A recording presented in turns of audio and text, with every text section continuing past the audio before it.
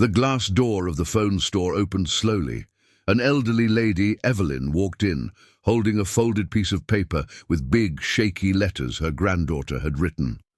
Her dress was simple, her old purse faded, her hands trembling with nervousness. She just wanted to buy a basic phone.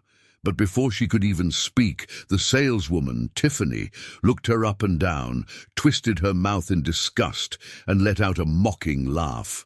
Two co-workers in the back, Jake and Brittany, started whispering and giggling.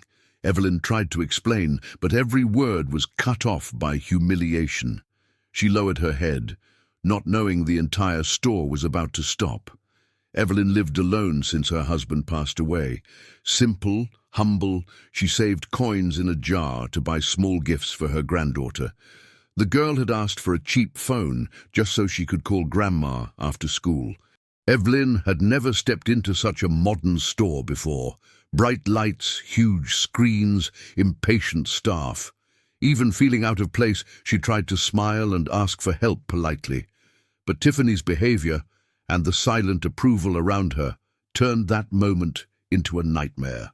No one there knew that the man about to walk in owned the entire chain. When Tiffany realized Evelyn was actually trying to look at the phones, she pushed the cruelty further. "And ma'am, this phone costs more than your whole outfit," she said, rolling her eyes. "Don't touch it. These are for real customers." Evelyn swallowed hard, saying nothing. She looked at a simple model, exactly like her granddaughter had described.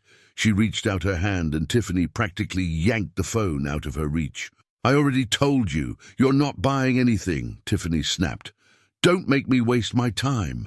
Jake and Brittany laughed from behind the counter, arms crossed, watching like it was some kind of show.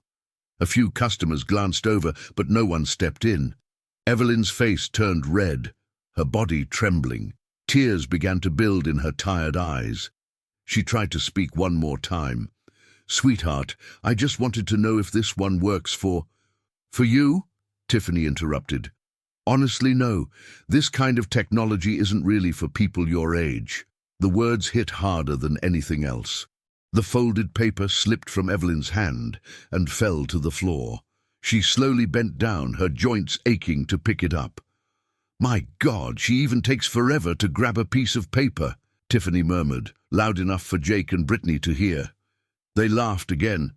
Evelyn stood up carefully, put the paper back in her pocket, straightened her dress, and took a deep breath. She turned around to leave. Her steps were small and slow, heavy with shame. And then the door opened. A tall man in a perfectly tailored suit walked in, Michael Carter. His watch was expensive, his expression serious, his posture unmistakably that of a boss. The whole staff straightened up at once. "Good afternoon, sir. We have exclusive premium models just for you," Tiffany rushed to say. But he didn't even look at her. He was staring straight at Evelyn. "Grandma?" Michael's voice came out louder than he intended. The store went silent. Tiffany froze. Jake and Brittany stopped smiling. Evelyn turned slowly, and her eyes lit up. "Michael, I just wanted to buy a simple phone," she said softly, "so my granddaughter can call me when she gets out of school." Michael took one look at the tears in her eyes and understood everything. "Who made you cry, Grandma?" No one answered. He walked up to the counter, his eyes locked on Tiffany. "Did you help my grandmother?" he asked. "Yes, sir, but I didn't know she was—" "You didn't need to know who she was," he cut in, his tone firm. "All you needed to know was that she's a person." Tiffany tried to force a nervous smile. "It was just a misunderstanding, sir. I can show her any phone she wants." "No," he said calmly. "You've already shown exactly what kind of person you are." Evelyn gently held his arm, trying to calm him down. "Michael, honey, you don't have to—" But he couldn't ignore what he'd seen.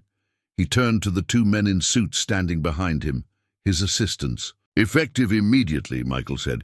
"This franchise is terminated. The operating contract for this location ends today." Tiffany stepped back, stunned. "And I want the names of everyone who laughed at her," he added.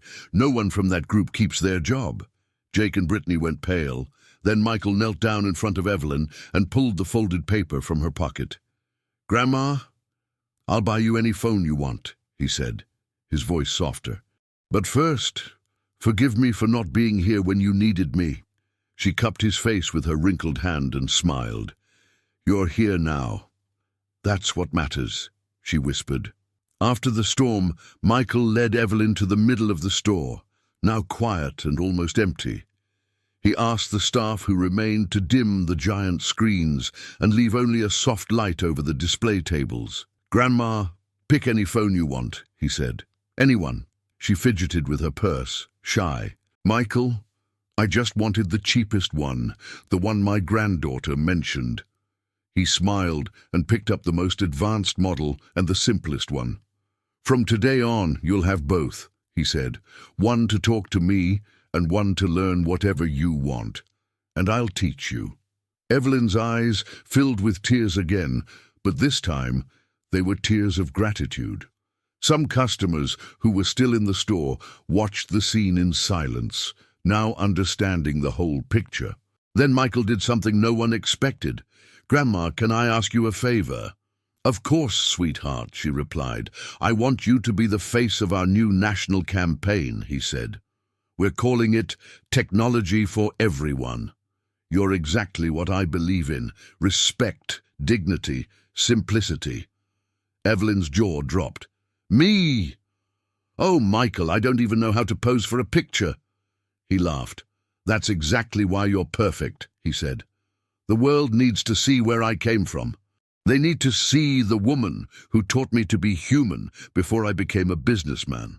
The marketing team, already notified and rushing over, started setting up cameras and lights. They positioned Evelyn beside Michael, right in the center of the store.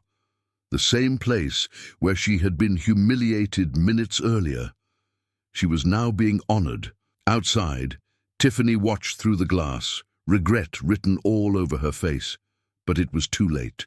When the cameras finally stopped flashing, Evelyn held her new phone like it was a treasure.